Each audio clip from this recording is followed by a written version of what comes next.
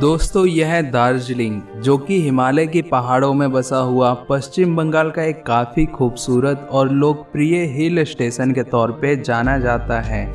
दार्जिलिंग ना सिर्फ अपने मनमोहक वादियों के लिए मशहूर है, बल्कि इस छोटे से टाउन में अनेकों ऐसे पर्यटन स्थल हैं जो इसे बहुत ही खास बनाते हैं। यह विशेष रूप से अपने चाय के लिए पूरे विश्व भर में प्रसिद्ध है।